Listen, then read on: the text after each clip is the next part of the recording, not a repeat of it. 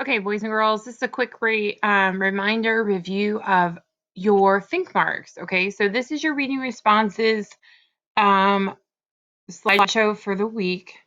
So I want you to start thinking a little more deeply about your Raz Kids books. You can also use a book you're reading at home for these responses.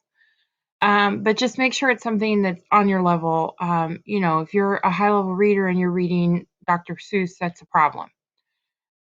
So we're just going to make sure, well, certain Dr. Seuss books, certain Dr. Seuss books are probably better, but just make sure you're reading something that's, not too easy for you, not too hard, just right book. Okay. So I'm going to go ahead down to the second slide where all your think marks are. So this is where you're going to choose which one you want to do. And you really want to do this before you sit down to read that day. Okay, so if you're reading a longer book, you may just be talking about a section. Um, if you're reading a shorter book, you may be writing about the whole book. So I can talk about a funny part, confusing part, my favorite part, make a prediction, inferred. I learned new information. And these marks over here are just ways that we kind of coded them in class.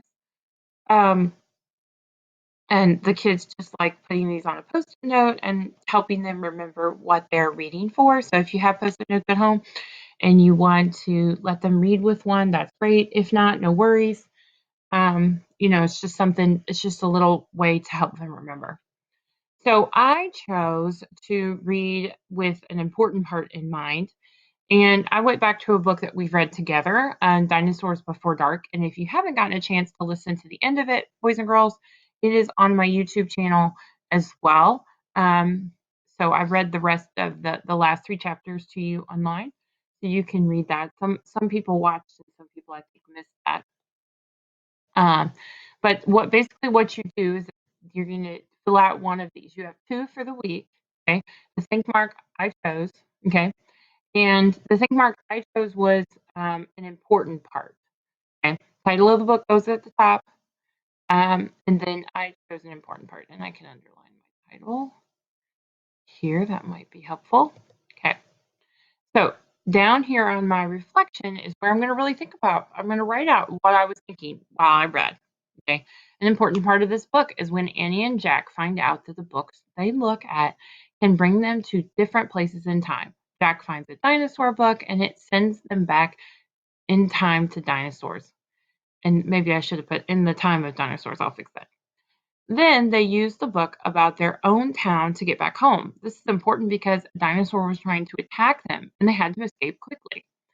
So I just kind of wrote down what I was thinking while I was reading, what was important to me, what was, you could write about what you saw, what you visualized.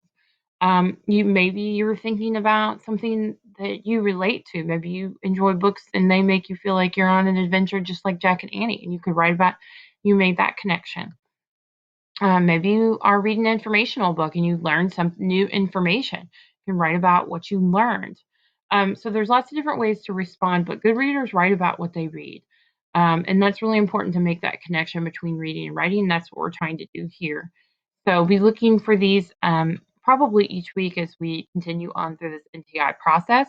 But 2 this week, and there's my example is on the page. Thank you.